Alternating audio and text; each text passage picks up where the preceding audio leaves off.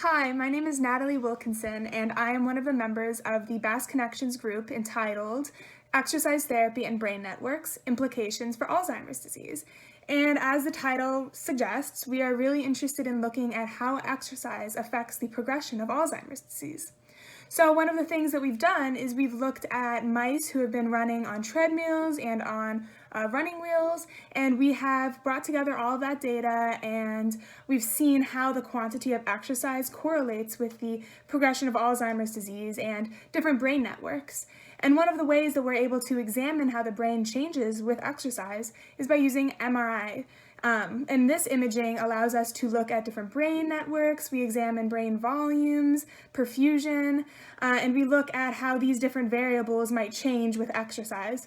And we're ultimately hoping to determine how exercise affects Alzheimer's disease and potentially slows the progression of Alzheimer's. So my specific project has been working on designing various tools used for MR imaging of the small animals, such as the mice that we've been using in lab, and also designing small tools used for other experiments that we've been running on these mice.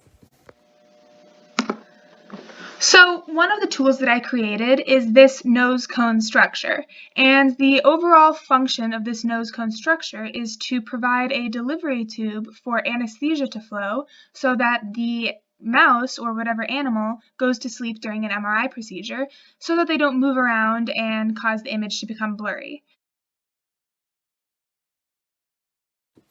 Hi, I'm Sinlin, and I'm a graduate student on this project. I've been integrating compressed sensing into our MRI acquisition. We're interested in diffusion-weighted MRI, which requires many scans for a high angular resolution. With compressed sensing, scan times can be reduced by undersampling case space. We use parallel imaging compressed sensing, which exploits the use of multiple receiver coils. Coil sensitivity maps are estimated to reconstruct the final image. We made use of an algorithm from the Berkeley Advanced Reconstruction Toolbox known as eSpirit. I conducted a grid search to evaluate reconstruction parameters for 2 in vivo mouse brain scans, one collected with 2 receiver coils, and the other with 4 coils. The number of coils affects the number of coil sensitivity maps that can be generated by eSpirit. I evaluated performances using 3 quality metrics: relative L2 norm error, peak signal-to-noise ratio, and global structural similarity index. Here is a look at reconstructions of the 2 images after parameters were tuned by the grid search.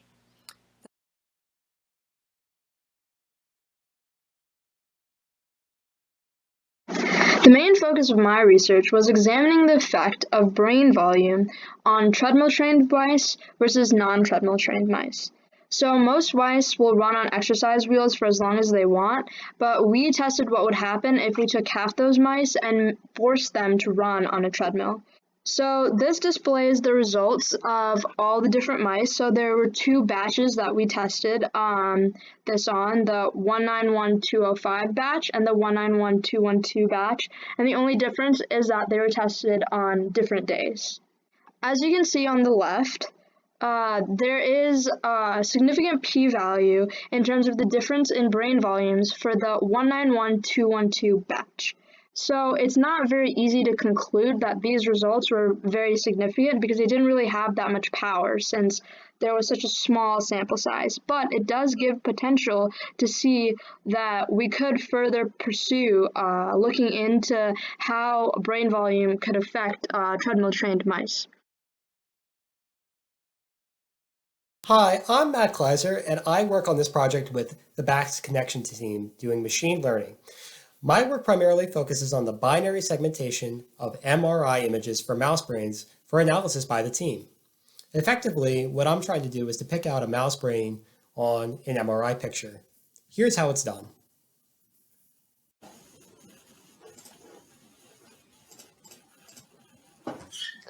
This machine learning scheme was built using a neural network. This network analyzed each voxel of each image to determine whether or not it should be considered part of a brain being imaged or not. It is comprised of several layers built using linear equations whose elements are made up of vectors based on weights in these layers. This network would continuously be trained by setting and adjusting a series of weights by finding the percentage of voxels that were properly segmented in separate convolutional layers used to determine the outcome. The most updated repository